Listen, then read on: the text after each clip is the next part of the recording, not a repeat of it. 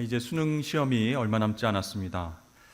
수능 성적이 좋은 학생들 중에서 문과에서는 대개 법대를 가고 또 이과에서는 주로 의대를 가려고 합니다. 법대 나와서 판검사가 되든지 의대 나와서 의사가 되면 나중에는 안정적인 직장과 삶이 보장되기 때문입니다. 옛날 중세 유럽의 귀족 가문에서는요, 자녀 하나는 군인으로 보내고 하나는 성직자로 보냈습니다. 왜 그랬을까요? 그 당시 사회는 군인이 되든지 성직자가 되면 출세와 안전이 보장되었기 때문이었습니다. 여러분 잘 아시겠지만 중세 유럽 시대 교회는요, 막강한 권력, 힘을 갖고 있었습니다. 왕과 제후도 굴복시키는 그런 교회였습니다. 심지어 교회에서 종교 재판을 하면 사형까지도 시킬 수 있는 엄청난 파워를 갖고 있었습니다. 물론 재산도 많이 있어서 이 고위 성직자들은 귀족 계층에 속해 있었습니다. 그런 중세 유럽 교회를 한마디로 표현하자면 어떻게 표현할 수 있을까요? 세상을 따라가고 세상 방법을 추구하는 교회다라고 표현할 수 있을 겁니다. 그러한 중세 유럽 교회를 더 이상 참지 못한 종교 개혁자들이 들고 일어났습니다. 우리가 구원받은 것은 오직 믿음으로 말미암은 것이다. 따라서 교황과 제도가 아니라 우리에게 구원을 베풀어 주신 그 하나님과 그분 말씀에 철저하게 순종해야 된다. 이렇게 외치면서 개혁운동을 주도했습니다. 오늘 본문 말씀을 보면 이 세상 눈치를 보고 세상의 힘에 순종하는 베드로, 또 하나님께 순종하는 바울, 이렇게 분명하게 대조되어서 나타나고 있습니다. 이 베드로가요, 이 복음 정신이 무엇인지 잘 알면서도 세상 사람들과 관습에 순종하는 그런 실수를 저질렀습니다. 옛날에는요, 여러 군데 순회하면서 전도를 많이 했습니다. 그러다 보니까 유대인들만 만나는 것이 아니라 이방인들도 만나게 되고 그들에게도 복음을 전하게 되었죠. 사도행전 10장을 보면요, 베드로가 욥바의 무두장이 시몬이라고 하는 사람의 집에 있다가 하나님께서 보여주신 환상으로 말미암아 예전에 갖고 있었던 구원광이 철저하게 깨지는 일이 생기게 됩니다. 하늘에서 큰 보자기와 같은 그릇이 내려왔는데 그 안에는요, 율법에 부정한 짐승들이 담겨져 있었습니다. 근데 음성이 들려오는 거예요. 베드로야, 일어나 잡아먹으라. 베드로는 머뭇거립니다. 그때 또 한 번 음성이 들리는데 하나님께서 깨끗하게 하시는 것을 내가 속되다 하지 말라. 그런 음성을 들었어요. 여러분, 이 환상과 음성은요, 하나님 앞에서 유대인이나 이방인이나 차별이 없다라고 하는 메시지였습니다. 자, 그 이후에 베드로는 고넬료라고 하는 이방인을 만나서 복음을 전했는데 놀랍게도 그 집안 식구들 모두가 세례받고 구원을 얻게 되었습니다. 그때 베드로는 깨달았습니다. 하나님께서 성령을 부어주시고 구원 베풀어 주시는 대상은 유대인만이 아니구나. 이방인 둘 다에게 차이가 없구나라는 것을 경험하게 되었습니다. 그 이후로 베드로는요, 자연스럽게 이방인들과 교제하고 그들과 식사도 하고 복음을 전하게 되었죠. 그러던 어느 날 안디옥에서 사건이 발생하게 됩니다. 베드로가요, 이방인들과 같이 식사를 하고 있을 때 문제가 생겼어요. 예루살렘에서 온 할례자, 즉 극단적인 율법주의자들이 그 자리에 오게 된 것이었습니다. 그 사람들은 어떤 사람들입니까? 이방인들 구원받기 위해서는 예수만 믿어서는 안 된다. 유대인처럼 할례를 받고 율법도 지켜야 된다라고 그렇게 강조하는 사람들이었습니다. 그들은요, 굉장히 폐쇄적이고 경직된 기준을 만들어 놓고 그 기준에 맞지 않으면 누구든지 율법으로 정죄하고 공격했습니다. 아마 이 율법주의자들은요, 말이 많은 사람들이었을 것으로 짐작이 됩니다. 다른 사람들의 실수를, 허물을 발견하면 사랑으로 이해하면서 덮어주지 않고 말을 하는 거예요. 율법으로 정죄한 다음에 이 사람은 어떻고 저 사람은 어떻고 이렇게 악의에 찬 소문을 퍼뜨렸습니다. 자, 그런 사람들이 베드로가 이방인들과 식사하는 것을 현장에서 봤습니다. 그러면 앞으로 어떤 소문, 어떤 일들이 일어나게 될까요? 베드로가 부정한 이방 사람들하고 식탁 교제를 했어. 하나님의 율법의 말씀을 어겼어. 내가 가만히 봤더니 소문대로 이단성이 넘쳐나는 사람인 것 같아. 베드로는 우리 교회의 최고 지도자가 될 자격이 없어. 이렇게 나쁜 소문들을 일부러 냈을 것입니다. 요즘도 사람들을 정죄할 목적으로 남의 소문을 나쁘게 퍼뜨리는 사람들이 있습니다. 안타깝게도 교회 안에도 있다는 것이죠. 이분들의 공통점은 소속이 있다는 것인데요. KDL 방송 소속입니다. 여러분 들어보셨습니까? KDL 방송, 이것은 카더라 방송의 줄임말입니다. 확인되지 않은 소문을 기반으로 운영되는 방송사 이름이 뭐라 카더라. 그래서 KDL 방송입니다. 자, 이렇게 KDL 방송 촉새 특파원들이 요즘도 월급을 안 받고 계속해서 활동하고 있어요. 확인되지 않은 소문들을 계속 퍼나르고 있다는 것입니다. 예전에 한 목사님이 점심시간 때에 허름한 식당에서 밥을 먹었습니다. 저렴하기도 하고 시골 반찬이 나와서 종종 그곳에서 식사를 했습니다. 그런데 그 식당이 오래되다 보니까 메뉴판 옆에 커다란 글씨가 이렇게 떨어지지 않고 붙어 있었습니다. 그 글씨는 주류 1절, 안주 1절 이렇게 쓴 글씨였어요.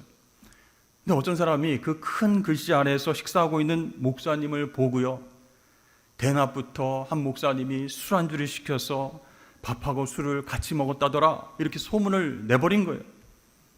사실을 확인하지도 않고 이 소문이 점점 퍼져나가서 그 목사님은 해명 아닌 해명을 하느라고 굉장한 곤욕을 치렀다라는 얘기를 들은 적이 있습니다. 베드로는요, 이방인들과 식사하는 자리에서 예루살렘 교회 야고보에게서 온 그 율법주의자들을 만나게 됐어요. 그때 베드로는 그 자리를 슬쩍 떠나게 되었습니다. 카도라 방송 율법 특파원들에게 걸리면 진짜 골치 아프다 이런 생각을 했겠죠. 그들이 자신을 율법으로 정죄하고 이단으로 몰고 가면 평판이 나빠질 것이 뻔하기 때문에 두려웠습니다. 명예와 지위도 추락하게 되고요, 교회 안에서 최고 지도자의 권위, 지도력도 잃게 될지도 모른다라는 생각을 했을 것입니다. 여러분, 사실 그리스도 예수 안에서 복음을 받아들이고 이방인과 유대인 다 형제가 되어서 같이 교제하는 것, 무엇이 잘못됐습니까? 아무 문제가 없다는 것이 바로 하나님의 뜻입니다. 그럼에도 불구하고 베드로는요, 이 하나님의 뜻을 따르기보다는 말하기 좋아하는 사람들, 극단적인 율법주의자들의 판단에 걸릴까봐 그들의 눈치를 보았던 것입니다. 그래서 이방인들과 식사하던 그 자리에서 말없이 일어나 떠나버렸어요. 자기의 신앙 양심대로 행동하지 아니하고 사람들에게 좋게 보이기 위해서 외식을 했습니다. 여러분, 베드로가 그렇게 행동하니까 다른 유대인들도 슬슬 눈치를 보다가 그 자리에서 일어났습니다. 베드로 한 명의 위선적인 행동 때문에 다른 사람들도 전염되어서 똑같은 행동을 하게 된 것입니다. 자, 그렇다면 여러분 생각해 보세요. 유대인들이 다 떠나고 그 자리에 남아있는 이방인들의 마음은 어땠을까요? 얼마나 상처를 크게 받았겠습니까? 아니, 교회와 믿음의 형제들, 지도자인 베드로를 그렇게 신뢰했었는데 예루살렘 교회에서 율법주의자들이 온다, 그래서 그 식당에서 마주쳤을 때 아무 말도 안 하고 떠나버렸습니다. 얼마나 큰 실망을 했겠습니까? 또한 베드로의 이러한 행동은요, 교회 공동체와 신자들에게 혼란을 일으킬 수 있다는 거예요. 예수 그리스도를 믿음으로만 구원받는 것이 아닌가 보다, 유대인들처럼 우리도 할례를 받고 율법을 행해야 될 것 아니냐, 이렇게 복음으로 하나님 자녀가 된 하나님의 백성들도 혼란을 일으킬 수 있었다는 것이죠. 여러분, 오늘날 한국교회와 성도들도 세속화에 안전하지 못한 현실입니다. 세속화라고 하는 것은요, 한마디로 하나님의 뜻보다는 세상을 따라가는 것, 그것을 말합니다. 우리가 하나님 은혜로 믿음으로 구원받았는데 그래서 그 하나님을 따라가고 순종하는 것이 아니라 세상 정신과 인간의 욕심에 따라가는 모습이 교회 안에서도 많이 보인다는 것이죠. 예전에 한국교회가 규모가 작았을 때는 그런 일들이 별로 없었습니다. 그런데 부흥하고 성장하고 교세와 조직이 점점 커지니까 세상 기업처럼 운영되기도 했습니다. 그래서 그 교회 안에 각종 이권과 특혜와 부조리도 보이게 되었다는 것이죠. 단적인 예로 세습 방지법이 있는 총회사나 대형교회가 이 아들에게 교회를 물려주기 위해서 편법을 사용하기도 했습니다. 여러분, 이렇게 세속화는요, 하나님께 순종하지 아니하고 세상에게 순종하는 모습으로 드러납니다. 자기 욕심을 따라가는 그런 특징이 있다는 것이에요. 교회가 세속화되면요, 어떤 일들이 일어날까요? 세상의 물질 만능주의가 교회에서도 흘러다니게 된다는 거예요. 또 권력과 명예를 추구하기 위해서 세상에서 정치하는 것과 선거하는 것과 사람들을 마음을 사기 위해서 각종 나쁜 짓을 하는 것들도 교회 안에 들어올 수 있게 되는 것이에요. 우리가 하나님을 기쁘시게 하고 하나님의 영광을 위해서 신앙생활하는 것인데 세상의 인기를 얻기 위해서 세상 사람들에게 인정받아서 유명해지기를 바라는 그런 성도들과 교회가 생길 수 있다라는 것입니다. 자, 베드로가 이렇게 사람을 두려워하면서 하나님 뜻에 순종하지 않는 모습을 보고 바울이 그 면전에서 책망했습니다. 14절입니다. 그러므로 나는 그들이 복음의 진리를 따라 바르게 행하지 아니함을 보고 모든 자 앞에서 게바에게 이르되 네가 유대인으로서 이방인을 따르고 유대인답게 살지 아니하면서 어찌하여 억지로 이방인을 유대인답게 살게 하려느냐 하였노라. 자, 이렇게 책망을 했다는 거예요. 그런데 여러분, 베드로하고 바울은요, 어떤 면에서 보면 비교 불가입니다. 베드로는 그 당시 교회의 최고 지도자이고요, 예수님께 직접 가르침을 받았던 수제자입니다. 근데 바울은 물론 부활하신 주님을 다메섹 도상에서 만나긴 했지만 바나바를 쫓아다니면서 같이 동역하는 사람이었고 한때는 교회를 핍박했던 사람이었어요. 그러니까 이 바울이 교회 안에서 입이 10개라도 할 말이 없는 사람입니다. 근데 오늘 말씀을 보니까 놀랍게도 대선배와 같은 사도, 최고 권위자인 베드로에게 이 바울이 면전에서 막 질책을 하는 거예요. 아무리 예수님의 수제자라고 하지만 인간의 전통과 관습에 얽매여서 율법의 사람들의 눈치를 보고 그 사람들을 따라다니는 것을 보고 실망했기 때문입니다. 그러니까 복음의 진리가 내 안에 있는데 그것을 가볍게 여기고 어떤 상황에서는 저버리는 그 현실을 바라보면서 바울이 화를 낸 것이었습니다. 자, 여러분, 만약 이러한 상황 가운데 바울이 베드로의 잘못을 그대로 놔둔다면, 그냥 넘어갔다면 어떤 일이 생길까요? 그 예루살렘 교회와 성도들 모두 세상 정신을 따르게 될 것이었습니다. 그러면 여러분, 교회 안에 큰 혼란이 일어나고 교회가 흔들리고 무너지는 위기가 생길 수 있습니다. 그렇기 때문에 바울은 공개적인 장소에서 마음은 아프지만 과감하게 베드로를 책망했던 것입니다. 그렇습니다. 우리가 구원받은 것은 예수 그리스도를 믿음으로 하나님께로부터 의롭다고 인정을 받은 것인 줄로 믿습니다. 도무지 우리가 아무리 노력해도 의로워질 수 있는 방법이 없는 우리였지만 하나님의 은혜로 의롭다함을 받았어요. 우리가 다 그렇게 구원받았는데, 그런데 베드로는 어떻게 얘기했습니까? 이방인들 다시 율법을 지켜야만 구원받을 수 있다라고 하는 그 유대인들, 율법주의자들의 주장에 맞서서 한마디도 하지 않고 그 자리를 떠나버렸다는 것이. 왜 그랬을까요? 베드로는요, 세상의 전통과 사람들의 시선에 굴복한 것이. 예전에도 너가 예수를 알지라고 물어봤던 사람에게 어떻게 얘기했습니까? 나는 모른다 3번이나 부인했습니다. 이게 사람들의 시선, 사람들의 어떤 이야기 가운데에 스트레스 받는 것을 잘 견디지 못하는 것 같아요. 베드로는 온전히 하나님께 순종하지 못하고 아직도 유대인들의 눈치를 살폈기 때문에 그 자리를 떠나게 되었습니다. 바울은 그러한 베드로와 그를 따르는 성도들을 오늘 말씀에서 책망을 했던 것이죠. 여러분, 혹시 여러분들도 베드로처럼 믿는 대로 행동하지 못할 때는 없습니까? 교회에서는 예배 잘 드리고 신앙생활 잘하는 것 같은데 세상에 나가서는, 직장에서는 복음을 부끄러워하면서 사람들의 눈치를 보며 살아가지는 않으십니까? 여러분, 우리가 계속해서 하나님의 은혜로 구원받았다는 사실을 망각하면 하나님 뜻보다는 세상 뜻을 따라다닐 수 있다는 거예요. 그렇지 않은지 우리는 날마다 살펴야 할 것입니다. 세상에 굴복하고 타협하는 모습이 우리 안에 보일 때에 이거 빨리 고쳐야 되겠구나, 개혁을 시켜야 되겠구나 깨달아야 된다는 거예요. 여러분, 개신교는 영어로 하면 리포엄드 처치입니다. 그냥 한 번 개혁된 교회가 아니고요, 계속해서 개혁되어져야만 하는 그런 교회예요. 매번 우리에게 다가오는 세속화와 싸워야 됩니다. 복음과 교회의 본질에 안 맞는 것들은 과감하게 정리해야 될 줄로 믿습니다.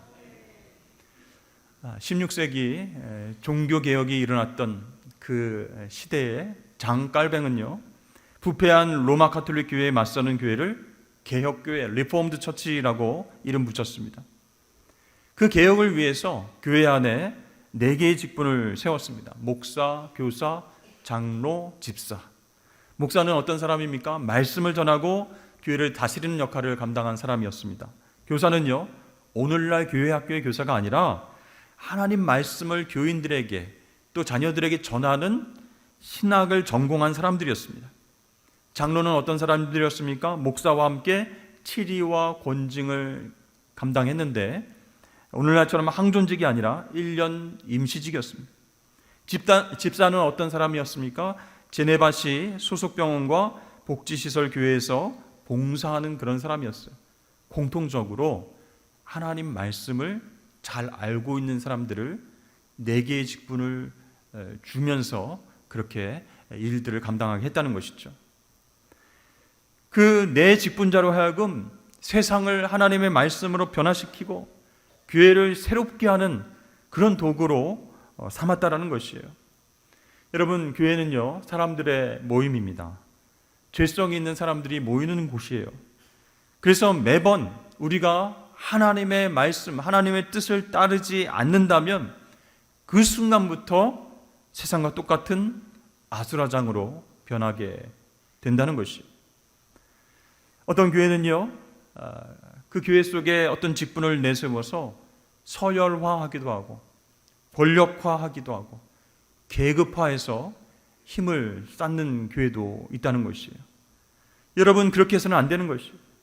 그것이 곧 교회가 세속화되고 하나님의 뜻, 하나님 말씀대로 나아가지 못하게 하는 그런 악한 모습이기 때문입니다. 종교 개혁할 때부터 모든 교회의 직분자는 어떤 사람이 세워졌다고요? 하나님 말씀에 순종하는 사람, 그 사람을 세워서 그 일을 가장 중요하게 여기고 감당할 수 있도록 임명했다라는 것입니다. 여러분, 이 종교개혁자들은요, 이 중세 교회가 하나님 말씀이 아니라 세상 따라가는 모습을 보고 경종을 울린 것이에요. 우리가 회개해야 됩니다. 이렇게 회개를 촉구하고 개혁을 진행했습니다. 그런데 한번 생각해 보세요. 모든 교회가 다 세상을 따라가고 있어요. 그런데 그것을 개혁하려고 하다 보니까 얼마나 많은 반대에 부딪히고 힘든 일들이 많았겠습니까? 그래서 종교개혁자들은요, 많은 핍박을 받았고 이단 시비에 걸렸고 순교하기도 했습니다. 또 교회에서 쫓겨났기 때문에 많은 성도들이 산과 계곡에서 야외에서 예배를 드리기도 했습니다. 자, 프랑스의 위그노라고 하는 신교도들은요, 교회에서 예배를 드리지 못하니까 산과 계곡에 가서 예배를 드렸어요.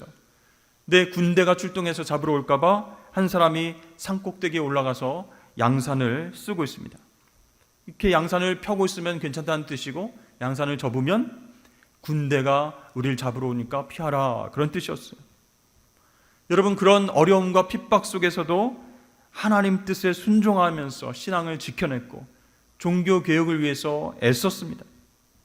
많은 교회와 많은 사람들이 다 세상을 따라가고 있을 때에도 그것을 개혁하기 위해서 위험하지만, 외롭지만, 힘들지만 하나님을 따라가기로 결단한 것입니다. 오늘날 한국교회는요, 종교개혁자들의 희생과 열매에 빚을 지고 있습니다. 우리도 예수 그리스도를 믿음으로 하나님 은혜로 구원받았기 때문에 하나님께만 순종하는 삶을 살아야 할 줄로 믿습니다. 우리 산성교회는 어떻습니까? 우리 교회는 개혁교회의 전통을 따릅니다. 매번 개혁되는 리포음드 처치예요. 세상과 세속 정신이 아니라 철저하게 하나님께 순종하는 그 신앙과 삶을 추구하면서 오늘까지 왔습니다. 근데 여러분, 개혁은 한 번으로 끝나는 것이 아니라는 거예요. 계속해서 우리 공동체 안에, 우리 교회 안에 정말 본질이 아닌 것들이 계속 밀려 들어오고 있다라고 한다면 계속해서 우리 교회 안에서, 삶 가운데서 개혁이 일어나야 된다라는 것이죠. 자, 요즘 세상은요, 악법을 꼭 필요한 법이다 이렇게 포장해서 통과시키려고 합니다. 선진화법 이렇게 이야기를 하면서 이미 미국과 유럽과 선진국에서는 다 통과된 법이다, 문제없다라고 설명합니다. 동성애자도 하나님이 사랑하시는 자녀이기 때문에 차별해서는 안 된다라고 말합니다. 틀린 말은 아닙니다. 그러나 취지는 좋아 보일지 모르지만, 겉모습은 그럴듯해 보이지만 나중에 열어보면 복음의 진리를 따르지 못하게 만든다는 것이, 이것이 성경에 나온 진리입니다라고 선포하지 못하도록 막습니다. 그래서 그것을 악법이다라고 부르는 것이에요. 차별금지법에 위배되니 아무리 성경에 그런 말씀이 있어도 그런 설교하면 안 됩니다, 이렇게 제지하는 거예요. 그래도 나는 진리를 선포하겠습니다 라고 설교하면 이제는 체포해서 구금하게 되는 것이죠. 남성, 여성 이렇게 두 가지의 성만 있는 것이 아니라 제3의 성도 인정해줘야 된다. 엄마, 아빠라고 부르지 말고 부모 1, 부모 2, 부모 3 이렇게 불러야 한다고 교육을 시킵니다. 또 기독교가 전 세계적으로 교인도 많고 힘이 있는 종교, 그러나 이슬람은 힘이 없는 종교이니 학교에서나 또 공공장소에서 나는 크리스천입니다 라고 말하는 것은 약자법 우선에 따라서 해서는 안 되는 말이 되는 거예요. 또 동성결혼이 합법화되고 차별금지법이 통과되면 이제 신학교에서도 교수와 직원과 학생들을 뽑아야 되는데 그때의 게이와 레즈비언을 뽑지 않으면 안 된다는 것이에요. 그 사람들이 신학교에서 신학 공부를 하고 목사 안수를 받게 되면 어떻게 되겠습니까? 각 교회에 나아가서 동성애 목회자가 목회를 하게 되는 일도 생기게 된다는 것이죠. 여러분, 이것은 우리의 불안한 상상이 아닙니다. 현재, 지금 미국, 유럽, 아시아에서 실제로 일어나는 일들이라는 것이에요. 그래서요, 아직 이러한 악법이 통과되지 않은 대한민국 교회에서는 이 거대한 세속화의 물결을 막아내고 다음 세대들을 신앙으로 지켜달라는 그런 응원들이 해외 교회에서 쏟아져 들어오고 있습니다. 여러분, 이것은 한마디로 영적 전쟁입니다. 사랑하는 성도 여러분, 오늘 말씀을 기억하면서 하나님께만 순종하시는 우리 교회와 성도들 되길 주의 이름 축복합니다. 우리가 사람들의 눈치를 봐야 되겠습니까? 세상의 법 눈치를 봐야 되겠습니까? 우리 교회와 자녀들의 미래가 달려있는 문제예요. 우리 교회와 자녀들이 세속화에 물들도록 손을 그냥 놓고 있어야 되겠습니까? 그 자리를 그냥 떠나야 되겠습니까? 우리는요, 우리의 신앙대로, 믿음대로 행동해야 됩니다. 교회와 신앙생활에 계속되는 개혁이 있어야 할 줄로 믿습니다. 여러분, 우리의 신앙을 정말로 가만히 놔두면 성장하는 그런 모습이 아닙니다. 세상에 그런 세속화의 물결이 거세게 밀려닥치면 믿음으로 대응할 수 있도록 그렇게 담대하게 영적 전쟁을 치러야 되는데, 오늘 나온 베드로처럼 사람들의 눈치를 보고 율법주의자들의 어떤 판단 때문에 두려워서 그 자리를 떠나고 한마디 말도 하지 못한다면 어떻게 신앙을 지켜낼 수 있겠습니까? 여러분, 악법의 세속화가 교회 공동체를 침범하지 못하도록 깨어서 세상 눈치 보지 아니하고 하나님만을 따라가는 우리 교회 믿음의 성도들 다 되시기를 주의 이름으로 축복합니다.